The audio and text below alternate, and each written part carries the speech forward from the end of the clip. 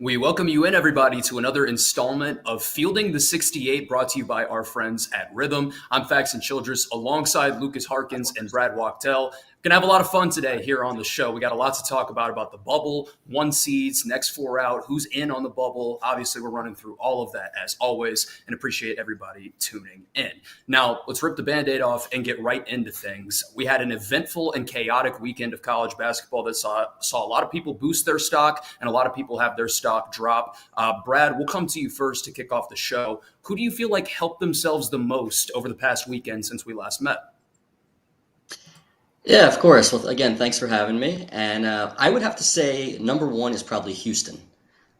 Houston's enormous win at Kansas after, that unbelievable comeback where you thought they were dead multiple times and they came back and they got it done. What it did for Houston, for me, is that it keeps them in play for a number one seed.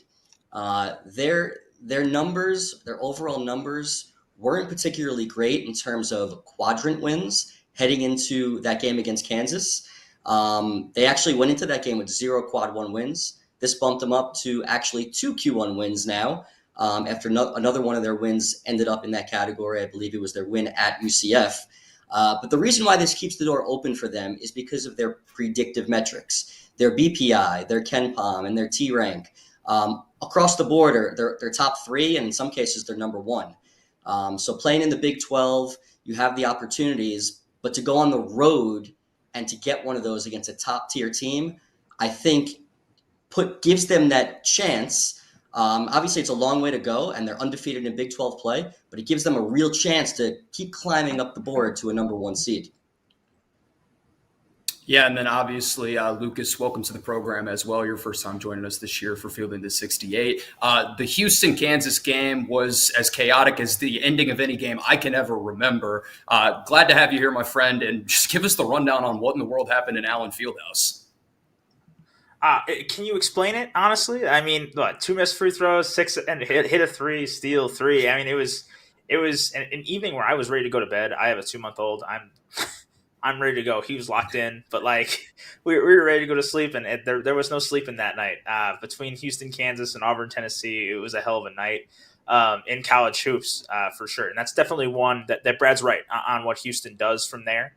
A win for Houston really gives them a boost in the area where they were lacking, and that puts them up towards that 2-3 line conversation where their metrics would have said they should have been already. There is some of that to this. You look at metrics like KenPom and as predictive metrics, and they predict where you're going to end up down the road. And as you get more and more data points of the season progressing on, things should trend towards where they belong in those seedings. And right now, Houston had that kind of performance in Allen Fieldhouse to kind of bring its resume metrics up more towards what its quality seems to indicate.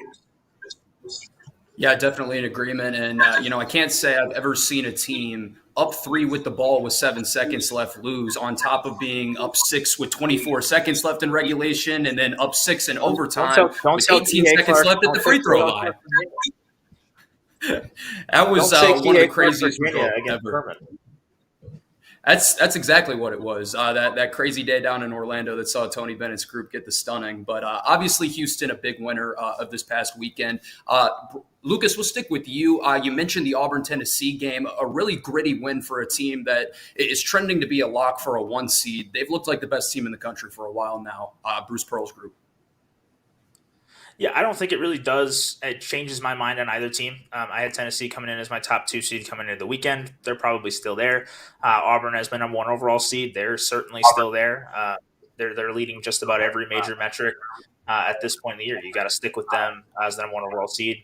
Tennessee still looks rock solid on the road, a close loss. Yeah, definitely in agreement there. And now throwing it back to you, Brad, we talk about some teams that have had some stock increase. I feel like Vanderbilt probably fits that quota as well. But on the flip side, there were some losers of this past weekend. Who do you feel like took the biggest resume blow over the last weekend of college hoops? Yeah, there's definitely a few teams in mind. Number 1, I would say, is Wake Forest, and I wouldn't call it a huge blow. I mean, they lost to Duke. It's not that big of a deal.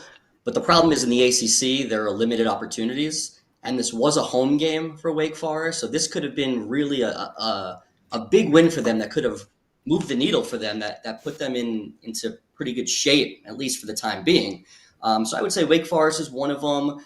Georgia losing at Florida by 30 is a bit of an issue. Georgia's resume is continuing to dissipate, and they're moving down the seed line as we speak. And like playing in the SEC, there are so many games. Every game is a battle, but every loss, takes your resume down a notch. So losing by 30 is going to hurt their predictive metrics in terms of where they're potentially seated.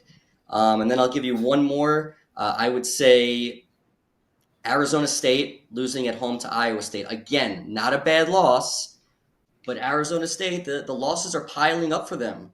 And while they do have some good quality wins on the season, they're 11-8 overall, and eventually, 2-6 in Big 12 play. Eventually, you got to start winning some games in order to be in real contention. Yeah, definitely an agreement there, Brad. And Lukas, throwing things to you now. Were there any additional teams you felt like took a resume hit this past weekend? Not a huge many, to be honest. I think that, to Brad's point, though, the Arizona State game kind of reminds me of a team that actually helped itself this weekend, and that's there's some context results there. Like, Arizona State lost to Iowa State, but it was a game they had a pretty good chance of winning there relatively late until Iowa State really put the hammer down late. And you could say the opposite about Texas. You look at, if you entered today and you said Texas knocks off Texas A&M by 1 point, it doesn't really impact their resume all that much.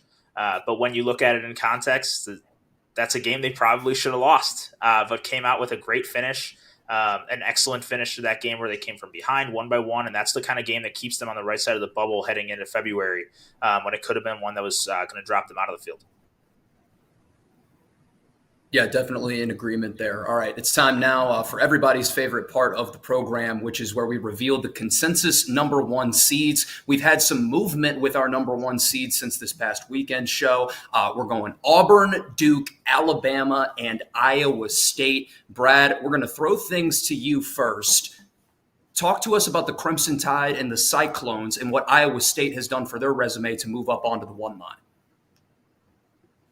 Yeah, I think ultimately what you're doing is Iowa State, getting a win at Arizona State this weekend, and Tennessee, who was originally on our one seed line a few days ago, didn't have a bad loss. They lost at Auburn, but you start comparing and contrasting their resumes, and these are ever changing. Nothing is set in stone.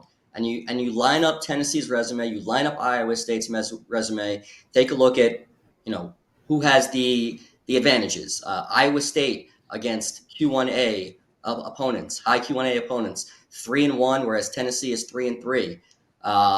Against Quad 1 opponents, Iowa State 6-2, Tennessee 5-3, and against Quad 1 and 2 combined, Iowa State is 9-2, whereas Tennessee is 7-3. And then you go across the board and look at their metrics, and metrics across the board, aside from Iowa State's KPI, which is a 10, the rest of their metrics are 3, 4, 5, and 6.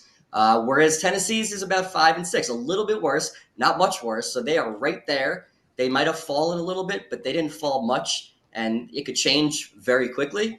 But Iowa State has a slight edge at the moment.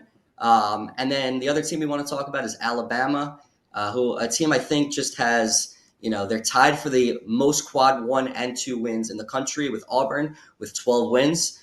They're number 2 strength of record. And they have the best collection of quality wins of any team, I believe, with wins Illinois on a neutral court, Houston on a neutral court, at North Carolina, at Texas A&M, at Kentucky, beat Creighton, plus a couple other teams that are in the NCAA tournament field at the moment.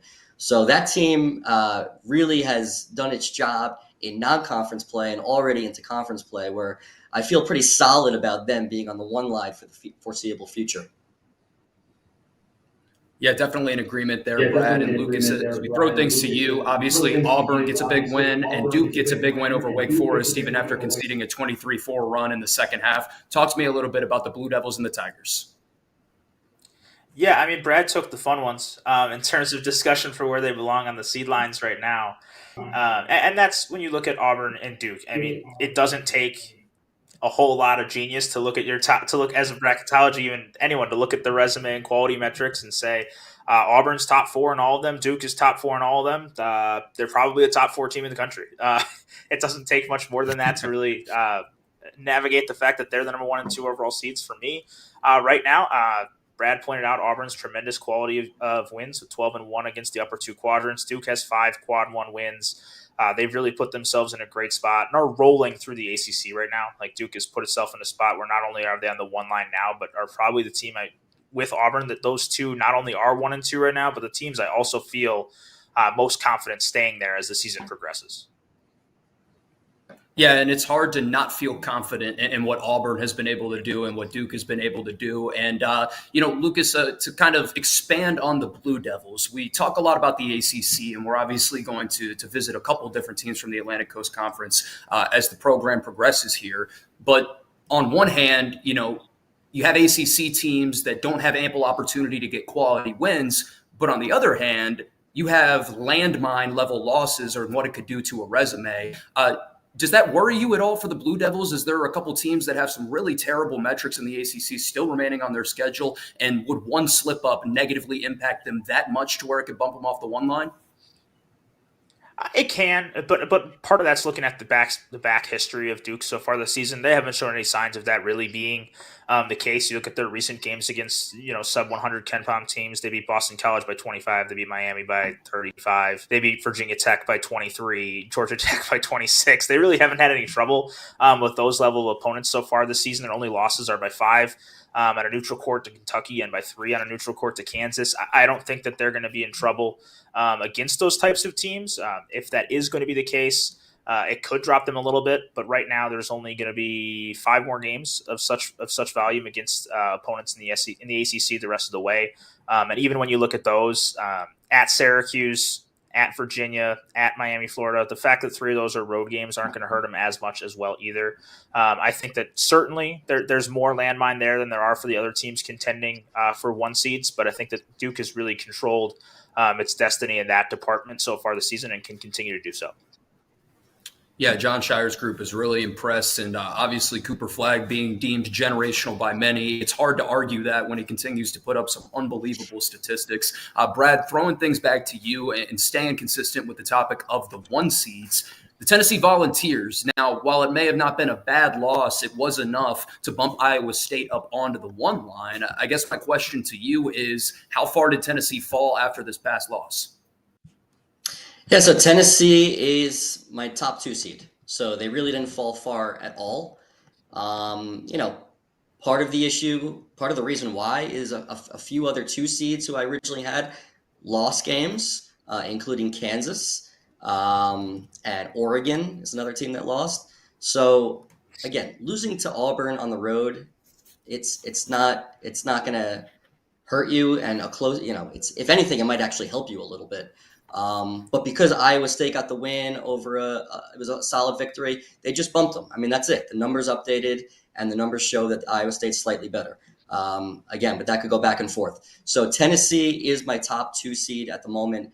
And, just taking a look at, Tennessee's upcoming schedule, they play Kentucky and Florida and Missouri at home, their next 3 games.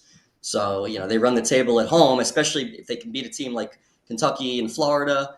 If Iowa State slips up, Tennessee could be back on the 1 line.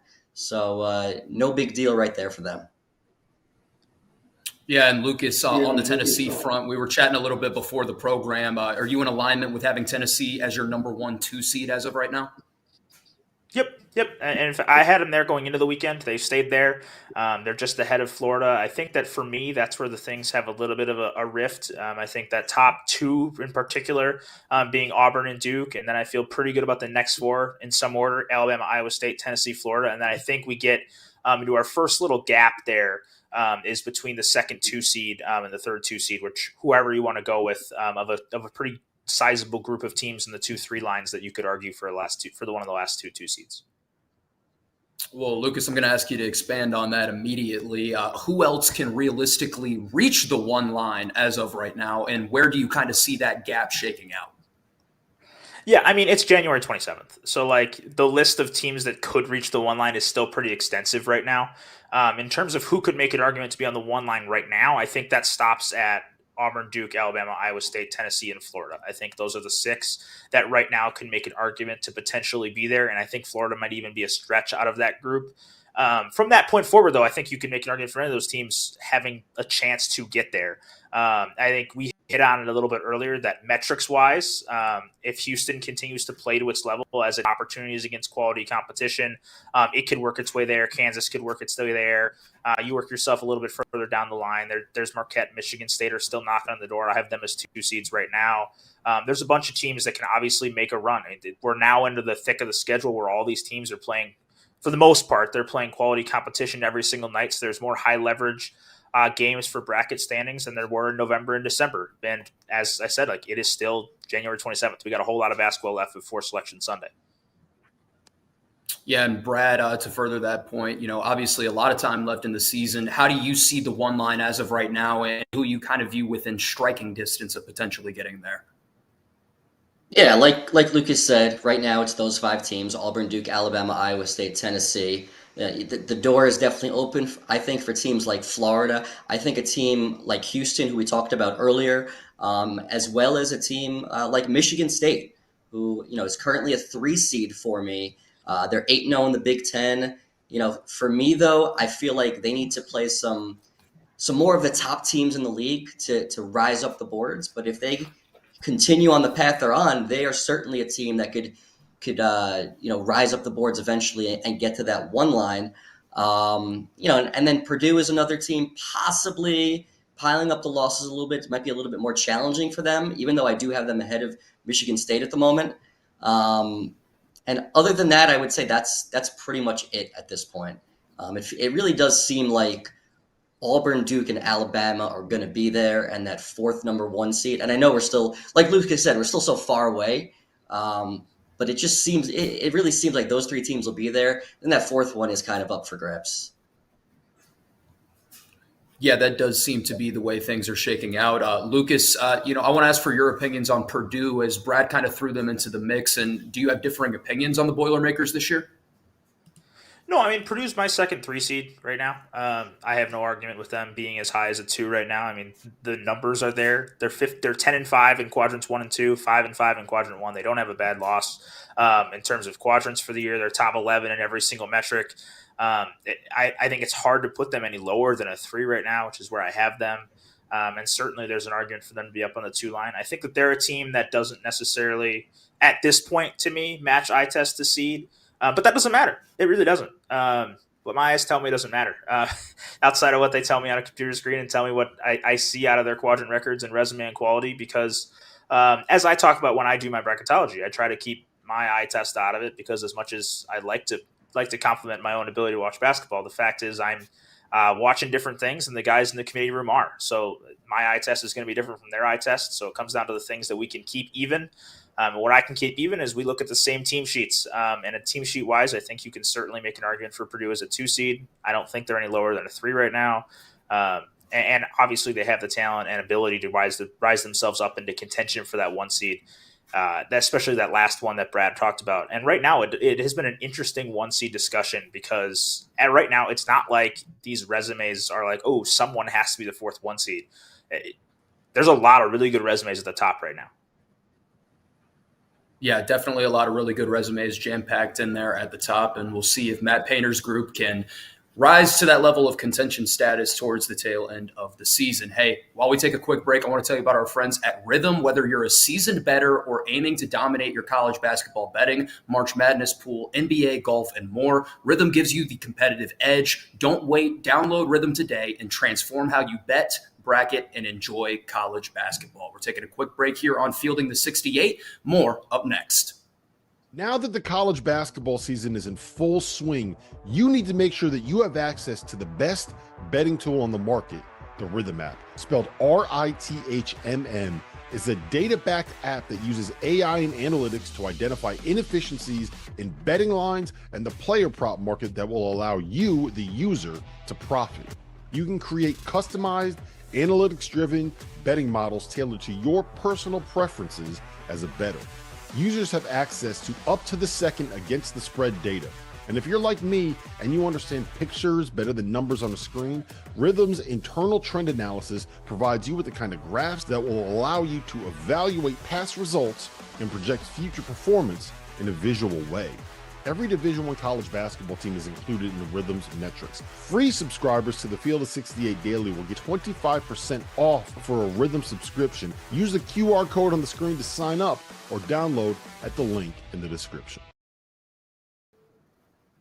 We welcome you back into Fielding the 68, brought to you by Rhythm. It is time now to take a look at our bubble watch. Last four in is obviously going to be the most intriguing topic of the entire show, because you get people who are pissed their team isn't in, or they're on the outside looking in. It creates all sort of fun conversations for us. So Brad Wachtel, we'll let you fall on the grenade first and tell us who your last four in is on the bubble. I'm going to start with Pittsburgh. Pittsburgh's resume is getting a bit concerning to me. They're just 1-6 against quad one opponents. Their biggest win is at Ohio State, who, as you can see, is my second last four team in. And other than that, aside from they just have 2 wins over the field. They don't have any losses against quad 2, 3, 4 teams, which is important, and they have a strong non-conference strength of schedule. But ultimately, they have a monster game this week coming up against North Carolina at home. And a loss to North Carolina at home very likely drops them out of the field. So as we move along, Ohio State, the record isn't particularly great, 11-8, but they have the wins. Ohio State has wins over Kentucky on a neutral court. They beat Purdue at Purdue, and they beat Texas on a neutral court. And we saw what Texas did, getting a win over Texas A&M this week. So that helps Ohio State. So they have 3 quality wins on their resume, and their 2 quad 2 losses were by a combined 2 points. So I think, while I have them in right now, not safe. Got to keep winning games. Got to keep getting quality wins. But more important, they just need wins. They need wins to, move up the Big Ten standings and just get overall wins to add to their resume. Because the quality wins are there. And then my last 2 teams in, I have UCF, who had a nice win, blowout win over TCU, which really helped their predictive metrics. It still keeps them in that last 4 in category, but it starts to inch them a little bit closer to potentially not being in the last 4 in, which I think is important. UCF has result-based metrics are average out to about 42.0.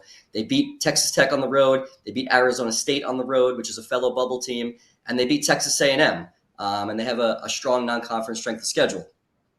So definitely an important win for them this past weekend. And then my final bubble team is actually Drake, which I kind of surprised myself. But you start looking at the bubble teams who played over the weekend, and most of them lost. You had Wake Forest, you had Arizona State, you had Indiana. North Carolina won, but they beat Boston College in overtime. What's that doing? It's not helping them for sure. So for me, Drake is in right now. Can Drake get an at-large bid when it matters? I think it's going to be really tough, because you're going to end up calculating in another loss to a team that's probably a team that's not a quad 1 or a 2 team ultimately, which is really going to hurt their resume. But ultimately, right now, they beat Vanderbilt on a neutral court, and Vanderbilt just had a quality win over Kentucky, so that puts them in better standing at the moment. They're 2-0 against Q1, 3-1 against Q1-2, and their result metrics ultimately right now are top 45, which is keeping them in the mix. But as they continue to play their games in conference play, that number will begin to dwindle. So that's where I'm at right now with Pitt, Ohio State, UCF, and Drake as my last 4 in. Yeah, and Pitt's got to keep winning. Obviously, they've dealt with some injury adversity this year. Jeff Capel's group has. They're starting to put everything back together and kind of get healthy, and we'll see if they can avoid any of those landmine losses in the ACC down the stretch to stay in the picture. Lukas, coming to you now. Tell us how you see the bubble and who are your current last 4 in. So right now, my last 4 in are New Mexico, UCF, Ohio State, and Wake Forest. I'll touch on a couple of Brad's points before I get into this. For one, Pittsburgh's my 5th to last team in, so right there with him, very close to the bubble there. As for his Drake shout, I do auto bids different from the other guys on the show. I do auto bids based on a metric average instead of who's leading the conference, because I think the metric average as a projection for who would win the league's conference tournament. So Drake is already in my field as a 12 seed, as that auto bid. But I would probably have them on the outside looking in right now, but not by much. I think he's right on with a team that kind of got help from bubble teams losing this week. New Mexico has put together a really good record overall. They've only lost once since December 15th. They're playing pretty well. They narrowly knocked off UNLV on the road, but that's a win that actually carries some value. UNLV on the road isn't a bad win by any stretch. There's no such thing as a bad win, but that's always a quality one. Ohio State is the team that I really have the most difficulty with because, as Brad pointed out, they have some really good wins this season, but they're also just 5-8 against the upper three quadrants, and that's something that I always look at. I'd like to see a team with an above 500 record in non-cupcake, quote-unquote, games in the year, and that's something that they don't have right now, so that keeps them right towards the cut line. And Wake Forest, I left in the field towards the end here. Kind of with Wake Forest and UCF and New Mexico all combined, they're three teams that rank in the top 40 across the three resume metrics. And if you're going to have a resume that generally is a top 40 resume in the country, that's probably one that's going to be on the right side of the bubble over a team that maybe has a lesser resume but better power numbers. So for the time being, I've put those teams in the field for what they've done to this point. The body of work's put them on the right side. Yeah, I think that's good stuff, as always, from you, Lukas. Let's take a look now at our last four in. I'm going to come to both of you guys for some closing thoughts before we move to everyone's favorite part, which is the first four out. Fielding the 68 as a consensus has UCF, Drake, Georgia, and Wake Forest as the last four in. And Brad, I want to go to you first on this because you mentioned Mike White's Georgia Bulldogs a little bit earlier in the program. This is a team whose resume has kind of fallen off a cliff in the last month or so, to be blunt. And they're currently searching for an identity on a little bit of a losing streak and caught a 30-piece from Florida. Where is your head at right now on what's going on in Athens? I had Georgia as a 9 seed. They were my last 9 seed before the weekend, and they're down to my top 11. So they're just missing out in my last four in. So I have no problem with the consensus right there. My issues with Georgia, you start going through their resume. Who have they beaten? Beat St. John's on a neutral court, quality win. Their other two wins against Kentucky and Oklahoma are good wins, but they came at home. They don't have any significant wins on the road.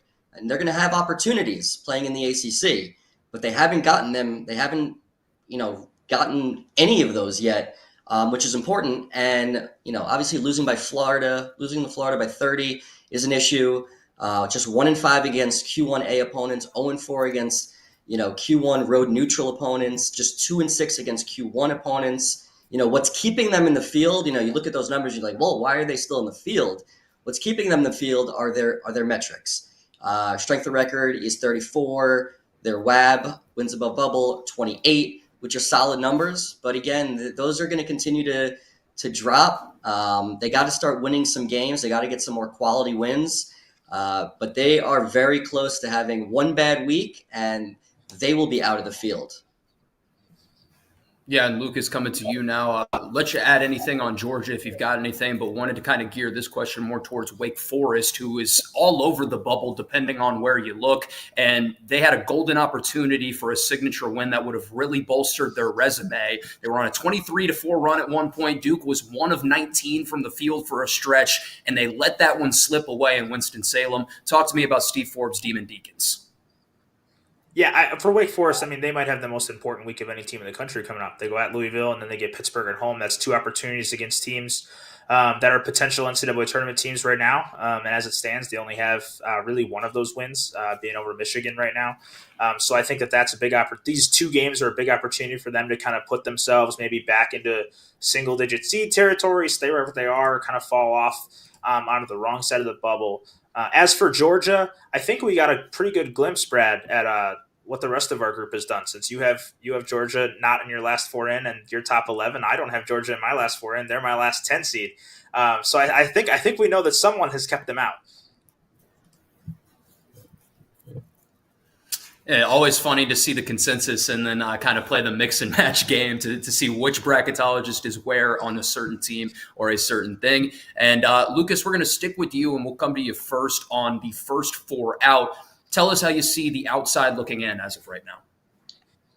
Yeah, my first four out right now are North Carolina, Arizona State, Indiana and SMU, and it's kind of a collection of teams that I'm a little surprised they're like still here. But kind of that's how the bubble has kind of shaken out recently. Like just like my last four in, I feel like, man, there are some tough resumes to keep in the field right now, and these are some tough resumes to really be the first few teams out. North Carolina, it's just kind of okay. 1-7 in quadrant one is not something to really jump out at you. Arizona State and Indiana are 2-7 apiece in those two qualities. Also not particularly strong. SMU is still looking for a quad one win. I mean, SMU is the team that's probably done the best job at just beating everyone that they should beat to stay in the bubble mix, but they really need to add a quality win at some point in here to boost everything up. But for now, every metric except KPI is in the top 56 nationally. Like that's going to keep them in the bubble conversation until they can pick up one of those wins or two of those wins. But right now, I think that those teams are on the outside. You can make an argument for any of them, I think, being over an Ohio State or a Wake Forest or a UCF right now, just because I think these resumes are all really close and lacking quality. But that's what it is at this point in the year. As I mentioned earlier, like it's January 27th. We're in the thick of conference play now. Every game is a high leverage opportunity for a lot of teams. And as we get more and more of those games in, we'll have more and more. We'll get a better idea of what is 1-7 versus 2-8. That kind of stuff. We'll get a better clip. A clearer picture as we go on. And Brad, coming to you now for how you're viewing the outside of the bubble looking in for your first four out. And obviously everybody knowing that North Carolina avoided the doomsday loss to Boston College this past weekend. Yeah, my first four out are very similar to Lukas's, with Arizona State, Indiana, and North Carolina. The other one of my four teams is Wake Forest, who is my first team out. I had them in my field on Friday. So things changed because they got jumped, I feel like. And their numbers, when I look at these four teams that I kept out of the field, this is the reason why I did it. So number one with Wake Forest, 1-5 Q1. Arizona State, 2-7 Q1. Indiana, 2-7 Q1. North Carolina, 1-7 Q1. Just terrible numbers against quad one opponents. All of them are also under 500 against quad one and two opponents. Now, the thing with Wake Forest, and I think this was just the finishing touch as to why I kept them out. You take a look at who Wake Forest played in their non-conference strength of schedule and their guarantee games. They played teams that have a net of 317, 332, 349, 351, and 362. They didn't lose any of those games, which is great, but the largest win of those 5 games came by 16 points. And in this day and age of the selection process, that matters. It's a reason why their predictive metrics are so poor. Now, I know predictives don't matter in terms of inclusion, but that's something that is not helping their case if and when they do break the line and get back into the field. Something to keep in mind. But as Lukas mentioned, huge week up ahead for Wake Forest, huge week up ahead for Arizona State, who goes to Colorado and gets Arizona at home. If they can sweep those two teams, which is surely possible, they'll be back in the field. Yeah, so that's kind of detailing what Arizona State has to do to climb back in. Lukas, you got any additional thoughts on how we're viewing the bubble? Not really at this point. I think that there's a few teams there that are kind of knocking on the door to potentially get into the mix. I've been a little bit more intrigued by Xavier, North Texas, and BYU recently. They're in my next kind of group of teams that I'm keeping an eye on as they're kind of climbing up towards this. I mean, right now you've seen, as Brad mentioned, like a lot of bubble teams lost over the weekend, which just it hasn't really changed much of where I've had those teams placed as much as it's just elongated the group of teams that are on the bubble. Is like it's just gotten bigger since this past weekend with so many bubble teams losing. It kind of brought some of those teams that were a little bit further down the lane a little bit closer to the rest of the group, which is certainly going to make for an interesting next few weeks to kind of figure out what we're going to narrow down to as the real contenders for bids for the last month of the season. Yeah, definitely an agreement there. Let's take a look now at our consensus first 4 out. So you guys were able to kind of put some clues together on where the other bracketologists were at in the previous segment and reveal. This is how Fielding the 68 is viewing the first 4 out. We've got Ohio State, Arizona State, North Carolina, and Indiana. So a little bit of continuity, and it feels like everybody is in agreement that Arizona State and North Carolina specifically are in this first 4 out quadrant. Lukas, staying with you, Talk to me a little bit about Ohio State, who has some real strengths on their resume, but also some glaring weaknesses, specifically that Q1 and Q2 record. It's actually not just the Q1 and Q2 records, the Q1, 2, and 3 record. They're just 1-0 in quad 3. When you combine that with being 4-8 against the upper two quadrants, that puts them at 5-8 against really top 3 level quadrant teams. And that's not just below 500, but it's well below 500. Now, certainly 9 of those 13 games being against quad 1 opponents makes a difference in that schedule, but they're just 1-2 in quad 2. 1-0 in quad 3. That's really hard to overcome. Of the teams on the bubble, they have the best net and quality metrics, which is certainly going to help them. If they can start picking up the wins, they get them onto the right side of that, get them clearly onto the right side of the cut line. Like for me right now, they are, but just by a smidge. If they can get clearly onto the right side of the cut line, that's when those metrics can make an impact for their potential seeding. But they certainly have the quality wins that, as Brad indicated, some of these other teams in the bubble just don't have right now. So they at least have a leg up in that department, where I think for Ohio State, it's more about picking up some quantity than it is about quality. But it's the Big Ten. You're not really getting that many opportunities for just picking up quantity. Every team they play basically is going to be top 75 on KenPom, except for Washington, the entire rest of the way through the schedule. Yeah, and then Brad, sticking with the theme of the Big Ten, in the consensus first 4 out, 2 Big Ten teams, Ohio State and then Indiana as well. Talk us through what your thoughts are on those 2 teams as of right now. Yeah, I think Lukas covered Ohio State. Quality is what they need. Quantity is what they need, not quality. Not that quality would be bad. No, quality is always good. Quality is always good, but they have the top tier wins right now. In terms of Indiana, though, they need quality. Right now, you look at who they've beaten, and their best win is at Ohio State, who's a fellow bubble team. Other than that, they don't have any wins against the field. So they need to start picking up some wins against the top tier teams in the Big Ten, or they're going to have no chance of getting a bid. They're just 4-7 against Q1, 2 opponents. Their non-conference strength of schedule was just okay, not particularly great. They're just okay away from home, just 3-5. What keeps them alive are their metrics. Their result-based metrics are still average out to about the mid to upper 30s, which keeps them in the mix for a bid. But again, time is starting to run out. You've got to start picking up some high-level wins now, or the NCAA tournament is going to be a pipe dream. 6 straight games against NCAA tournament teams right now. That's their upcoming schedule. Feels like they got to pick up a couple of them. Teams.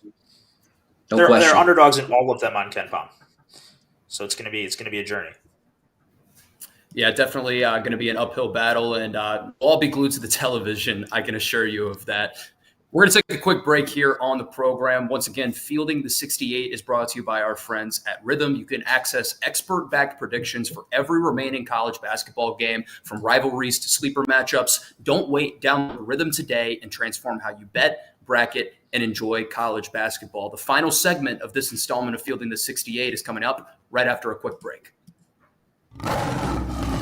If you haven't heard by now, we have partnered with BetMGM for the season. We'll be using BetMGM lines to make all of our picks, and we'll have special offers for the listeners and the viewers. Download the BetMGM app and sign up using the bonus code FIELD. Deposit at least $10 and place your first wager on any game, and you'll receive up to $1,500 in bonus bets. Go download the BetMGM app and use the code FIELD today.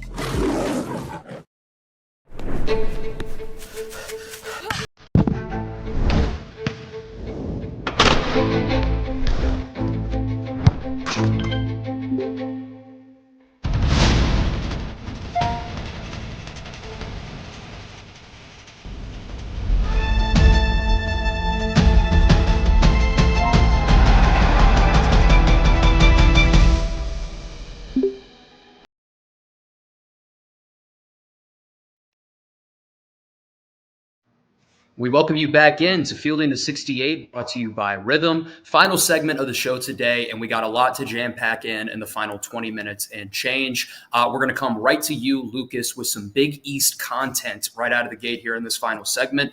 My question to you is, how high can Marquette go? Well, I have Marquette on the 2 seed line right now. I think that's probably their ceiling, just with what's left in the Big East.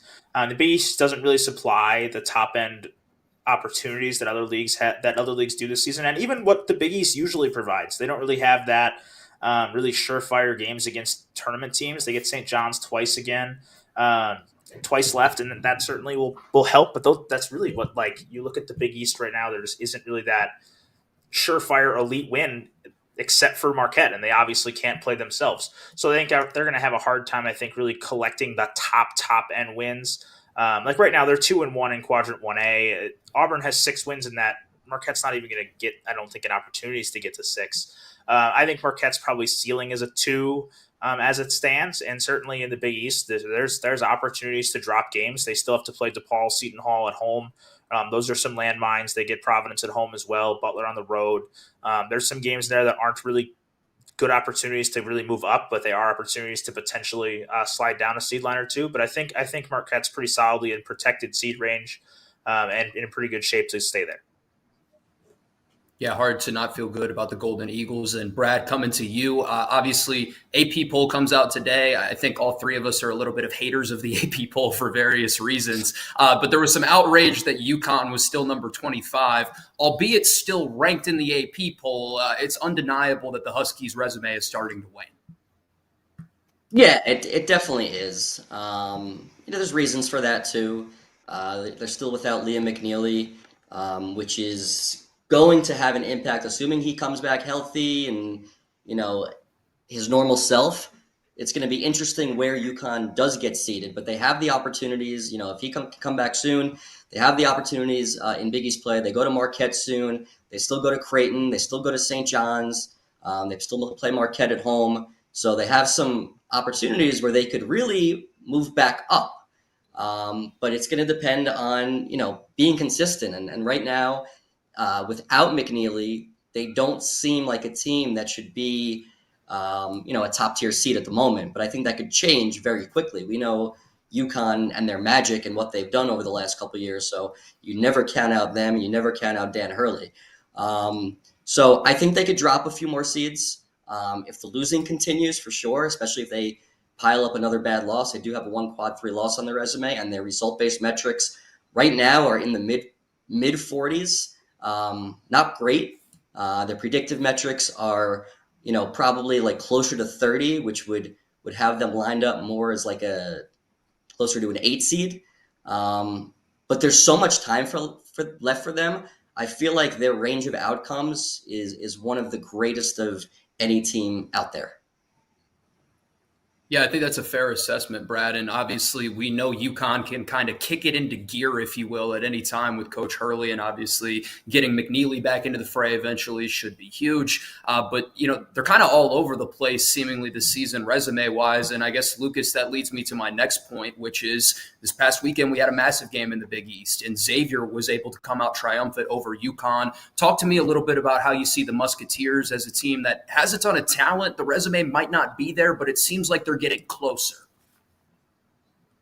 Yeah, I mean, they've won 4 or 5. The only loss being on the road to an actual a likely tournament team in St. John's on the road.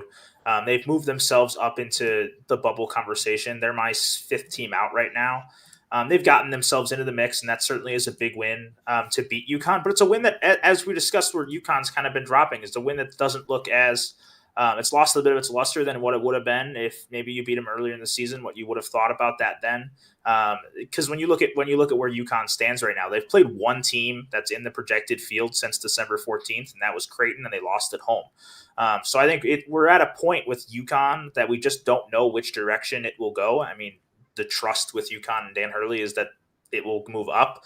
But we don't really know until we look a couple weeks into the future, because after they play DePaul at home this week, then they go at Marquette, St. John's at home, at Creighton. Those are 3 games against tournament teams, opportunities for Dan Hurley and company to pick up the kind of wins that bring them back up seed lines, and the type of win that would pull Xavier even closer to the field than it is right now, because I think that they're going to need that kind of top-end quality opportunity. And right now, Connecticut really isn't that. Marquette on the road is a tremendous win, but the odds that they are able to add another high-end win is probably going to need to be either at Creighton or at home against Creighton, or waiting until the Big East tournament, because that's just what the opportunities are like in the league this year.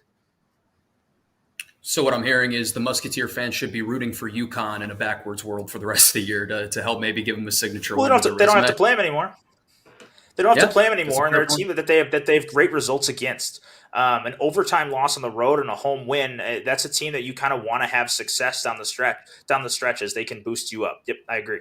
Not only that, it just boosts kind of the entire profile of the Big East. If Connecticut and Xavier are in the tournament picture, then I think you have a stronger overall feel for what the league can accomplish as the year goes on. Yeah, definitely in agreement there. Lukas, Brad, anything else to add on the Big East front before we shift gears and go ACC? No, I think you guys pretty much covered everything in terms of, the landscape of the Big East, and the conference just is not as strong as it maybe it's been in the past. You do have the top tier teams, but with right now you got Marquette, and St. John's. We're still waiting for them to pick up some quality wins. I think that'll help their case. I know they are in the top 20 of the AP poll, but many of us have them only as about a 6 seed at the moment. So unfortunately, half of that league probably is not going to be in the NCAA tournament, and they're not doing themselves any favors. Yeah, definitely in agreement there. All right, let's shift gears and talk some ACC hoops. The kind of storyline we have to bring to the table is anybody safe but Duke in the ACC? Obviously, it's a down year from the league, and there's no running from that. I'm a Clemson guy myself, and I would like to think that my team is feeling pretty safe right now, as well as maybe Louisville and a couple others. But as bracketologist, Brad, we can stick with you to start things out here. How do you view the landscape of the ACC as of January 27th? Yeah, I would say Duke, obviously a lock, and then Clemson and Louisville are teams that should be in. I mean, they both have quality resumes. You take a look at Clemson first. 7-4 quad 1 and 2 opponents, top 25 result-based metrics is strong. Typically if you're top 50 in result-based, you have a pretty good chance of getting into the field. And right now they're top 25. Have them as a 6 seed at the moment. Their wins, they beat Kentucky, they beat Wake, they won at Pittsburgh. I think getting the win on the road against a potential tournament team is very, very important that not a lot of teams have that are around the bubble. So that's good for them.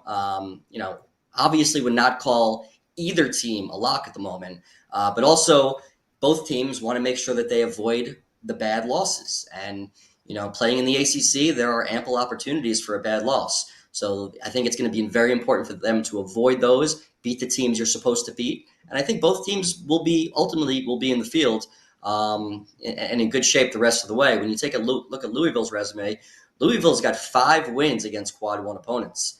They also won at Pittsburgh, and they beat West Virginia on a neutral court in conference play. They beat Carolina, they beat Clemson.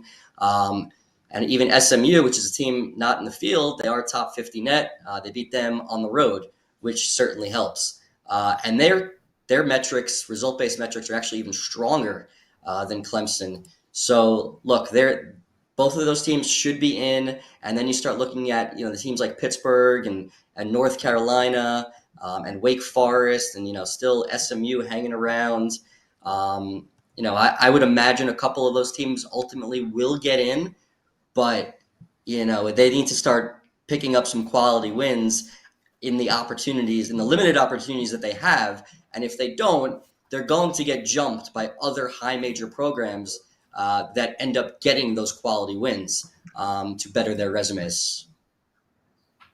Yeah, and to Brad's point, those landmine losses in the ACC can really tank your resume quickly, if you will. Lukas, talk to me a little bit about how you see the ACC. And, in years past, you hear 17-4, 9-1 for Clemson or a Louisville, and you're like, oh, duh, they're in. But this year, it's a little bit different with how the metrics are aligning towards the bottom of the league. Yeah, I think you're right.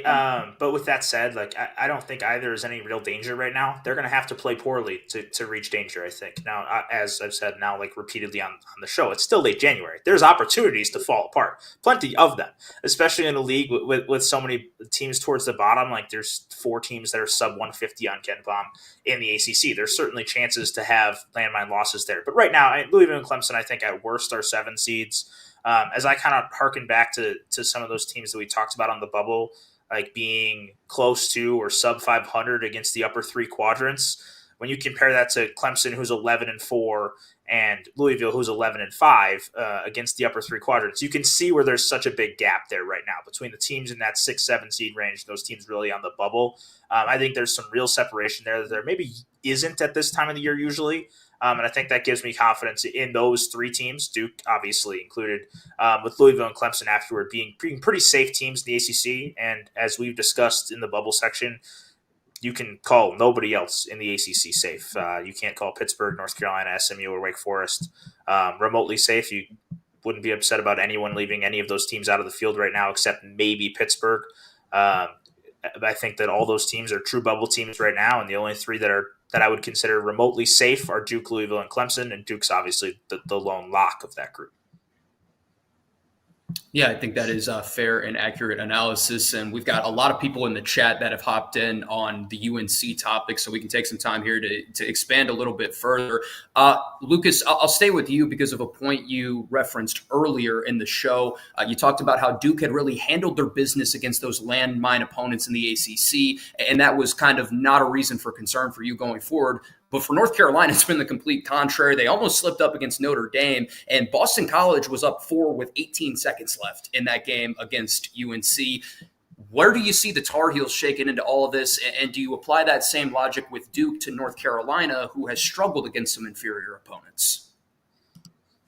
Well, if you look at North Carolina's resume, it's actually struggled in a few areas. That's how you end up where they are. Yeah. And that's like, not only have they struggled against the bottom, but they also are just 1-7 against quadrant one. So like, if you look at the upcoming schedule that they have, there's really not an opportunity I see for North Carolina fans to feel like particularly safe with how this season has gone.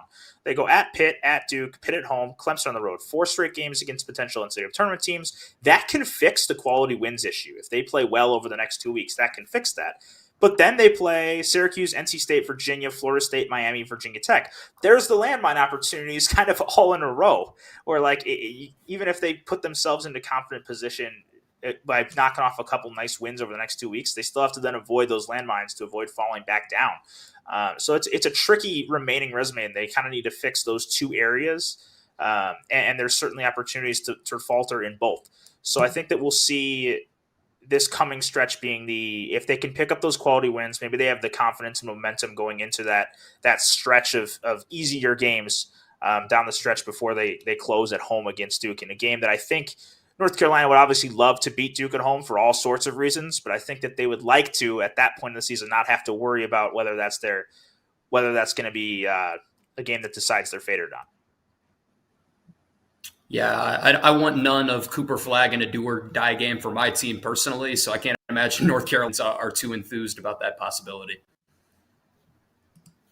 Brad, we will throw things to you now. I wanted to give you the opportunity to talk about a team that you feel like is intriguing, that's on the outside looking in, but seemingly moving in the right direction, if you will. Talk to me a little bit about USC and what Muss Bus has been able to accomplish in year one. Yeah, I mean, it seemed like, the first few weeks into the season, it seemed like USC was going to be one of the bottom 3 teams in the Big Ten. But they definitely seemed to turn the switch. They won at Illinois. They won at Nebraska, who's fallen off a little bit. Still a great win because Nebraska's a team that rarely loses at home. Even winning at Washington, and I know Washington's at the bottom of the league, anytime you win on the road in conference play, it's a big deal. So right now, their result-based metrics are hovering around the upper 50s, which is not good enough to be an NCAA tournament team at the moment. They're 1-1 against Q1A opponents, just 2-5 against Q1, and 4-6 against Q1 too. Now, the reason why I bring them up is because of who they play this week. They have 2 games, both at home. They got UCLA tonight, and then they get Michigan State on Saturday, who is undefeated in the league. So you take a look at that, and if they could sweep those games, it's asking a lot. They could easily lose both of those games, but I actually believe they're favored against UCLA tonight. But if they could win those games, they certainly become a player in the bubble talk for sure. And I think, they're a team that nobody kind of expected to be in the mix a few weeks ago, but the opportunities are there for them to have a strong week this week. And we'll be talking about USC by the end of the week. And before we go to games to watch and kind of some around the horn to wrap things up, we had a couple chat questions, specifically one that was pointed out, and this for both of you guys, whoever can go. Is there an at-large case for Bradley and or UC Irvine that can be made? Yeah, I mean, I think Brad already hit a little bit on Bradley earlier as part of maybe his Drake conversation. It's a little bit similar in that Bradley doesn't have the quality wins that Drake has. They're 0-0 in quad one. Drake's 2-0. That's certainly a difference. But they do have, as Brad mentioned, like Bradley does have top 50 quality metrics right now on average, boosted by a 44th in KPI rankings. So, like, there's potential to get there, especially as, like, right now, as it stands, there aren't a lot of bubble teams with really quality wins. As we talked about North Carolina being 1-7 in such games, even a Cincinnati, which hasn't been brought up yet, 0-6 in such games. Like, there's a lot of these teams with just one, maybe two quad one wins. And it's worth wondering, would you rather be 1-7 in quad one or 0-0? Obviously strength of schedule, but you've seen one team prove that they can't win those games and one team that hasn't really had the opportunity to show that. So I could certainly see Bradley potentially leaping into that mix. I obviously would feel more confident about Drake than Bradley right now as an at-large team because they have quality wins to their name. But there's a few of these teams that are kind of sitting on the mix. UC Irvine, even a Santa Clara, I could see getting into the mix as the season progresses for sure. Yeah, and Brad, anything to add on maybe some of these mid-major teams that have a dark horse chance at-large contention? Yeah, well, first of all, in terms of UC Irvine, yeah, they are 4-1 against Q1 and 2 opponents. They do have 2 bad losses, though, which is definitely going to hurt them. And when you take a look at their remaining schedule, the only quality game that they have left is against San Diego at home. Every other game that they play, if they lose it, it's really going to take them out of the running because it would be their third bad loss of the season. And when you're a mid-major school like that, unless you have some high-end wins, you really don't have a chance at an at-large bid. So I don't really like their chances. Other than that, you take a look at some other mid-majors that are kind of hanging around. Like, I don't want to say – I know the Atlantic 10 is not a mid-major by some eyes, so I'm not going to call them a mid-major, so I'm going to skip them. But I will mention a team like Arkansas State, who's 3-2 against Q1 and 2 opponents. Their result-based metrics are top 70 to 75, which is very good. They won at Memphis, so that's one team that picked up a high-level win. If they were to win out and lose one more game, which is obviously not easy to do, could they be in the mix? Probably unlikely because they still have too many bad losses. But one thing that separates them from other teams is that they have a high-level win on the road, which could kind of, maybe keep them mentioned, but it won't get them in the field ultimately. Brad, we'll stick with you as we wrap things up here on Fielding the 68. Games to watch over the course of this week for college basketball. You can take this in any avenue, bubble, 1 seed, etc. Yeah, so I will start with UNC at Pitt. I think that's a monster game for both teams. I think Pitt, like I said earlier, I think they drop out if they lose. I think North Carolina needs the quality of win. So getting a win on the road against a quad one win will help their numbers. I don't think it helps them immensely, but it puts them in the right direction with the tough week they have ahead, especially considering their metrics are in pretty good shape in terms of their result-based metrics and their predictive metrics. And then another game that I'll take a look at is Houston at West Virginia. West Virginia is starting to I don't want to say crumble because they had a really, really strong start to their season. But they just lost at Kansas State, who was supposed to be good, but they're not particularly good this year. West Virginia is just 5-6 against Q1 and 2 opponents. And they do have the top tier wins. They're 4-3 against Q1 A opponents. They beat Arizona and Gonzaga on neutral courts, and they won at Kansas. They beat Iowa State. So they have some great wins. So I'm not worried about them not making the NCAA tournament, but their seed is kind of beginning to tumble a little bit. I have them as a 7 right now, and it could continue to drop more to the 8-9 line if they continue to lose some games. So that's another game that I have on my radar. And one more, we've talked about Xavier, of course. Xavier has a massive opportunity at Creighton. A win at Creighton certainly puts Xavier right in the mix for a bid. Winning on the road against a quality team like Creighton would really, really help their resume out. They're just hanging around. They already won at Marquette, so if you add a win at Creighton to go with Marquette, along with beating UConn at home, now you really have a resume that's to be reckoned with. Yeah, definitely in agreement there on the Xavier front. Ample opportunity in front of the Musketeers as they forge into Big East play. Lukas, what do you have your eye on this week in college hoops as far as games to watch go? Brad did his absolute best to take them all from me, but he left one on the table. He left one on the table for me. I think that I certainly have my eye on, and that's Baylor at BYU. I really think BYU is making a little bit of a push here. They've moved into my next four out right now.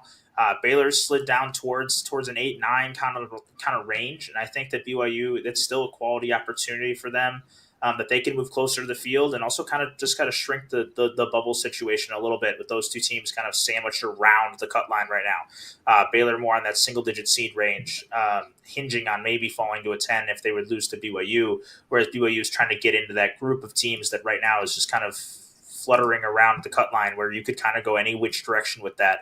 And BYU, as I kind of talked about earlier, is with Houston, is perhaps one of those teams that you could see, is their resume going to catch up to their quality metrics as the season goes on? They're 0-3 in quad one games right now. They're sub 50 in all three quad resume metrics, but they're 29th in DPI, 31st in KenPom, 24th in T-Rank. If their resume starts to catch up with what their quality metrics seem to say they should be, they'll start climbing up the board pretty quickly. Yeah, definitely in agreement there. It should be another fun week of college hoops. And I want to remind you guys that we are going to have a full bracket reveal this upcoming Friday right here on Field of 68. So make sure you are tuned in this Friday for that. So for Brad, Lukas, Dagan, and the rest of the crew, I'm Faxon Childress saying so long on this installment of Fielding the 68 brought to you by Rhythm. Enjoy the week of college hoops, everybody, and we'll see you again on Friday for that full bracket reveal.